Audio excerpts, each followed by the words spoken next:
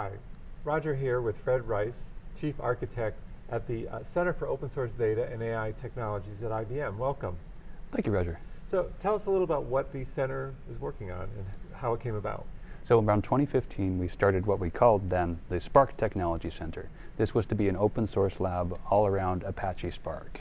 And we kind of worked at the confluence of IBM's products, our customers, and the open source community. And we had a lot of conversations about Apache Spark. But what we found was every time we started a conversation about Spark, the conversation ended up talking about the end-to-end AI lifecycle.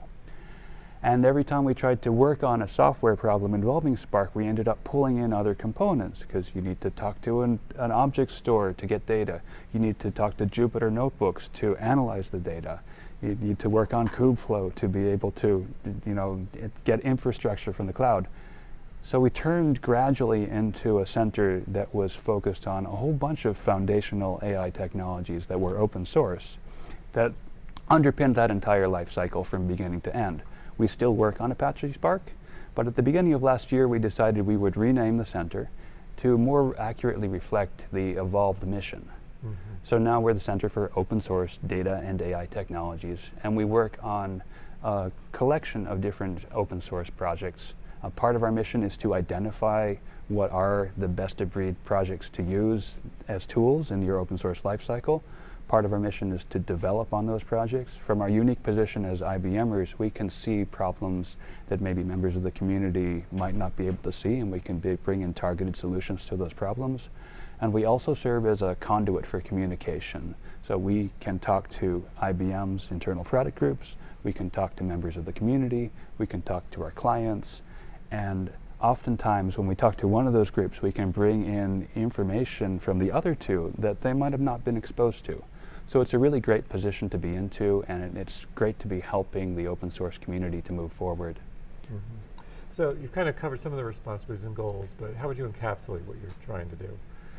What we're trying to do is we are trying to make AI in the enterprise on top of open source work better. It's something where today, if you want to deploy AI in the enterprise, you kind of have to be an AI company. Well, most of the companies out there are not AI companies.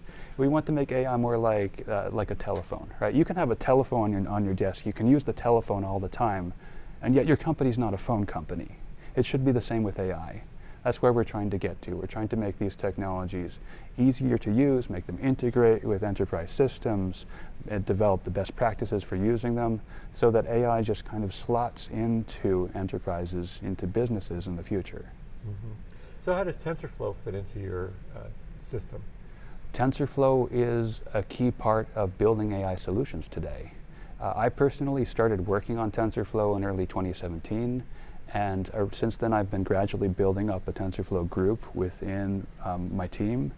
And we've been reaching out to other groups within IBM that work with TensorFlow. We ship TensorFlow in about half a dozen products now. And we have consultants working on building TensorFlow solutions. We have researchers working with TensorFlow. So there's a broad community of TensorFlow users and developers within IBM. And my group, which focuses on open source contributions directly to TensorFlow, is like right in the middle of that. Mm-hmm. So given with your great involvement with TensorFlow, what do you see like in the future for open source and TensorFlow?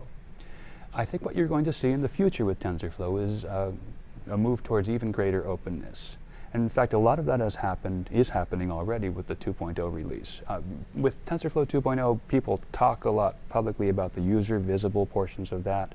There's eager execution, there's Keras, there's eager execution, but behind the scenes, writing the code, working on contributions to TensorFlow, what's been happening, most of the work has gone into modularity. And now whereas TensorFlow 1.x was one big monolithic system and packaged up in one big monolithic package that was kind of take it or leave it, TensorFlow 2 and moving forward is much more modular. So you start with TensorFlow Core. Soon you'll be able to start with TensorFlow Core without even the Python bindings. They're splitting those off. And then you pick and choose different other components to plug into that to build the solution you need. What this means in terms of openness is that we have a larger number of smaller, more cohesive communities that can move faster on innovating their part of the ecosystem.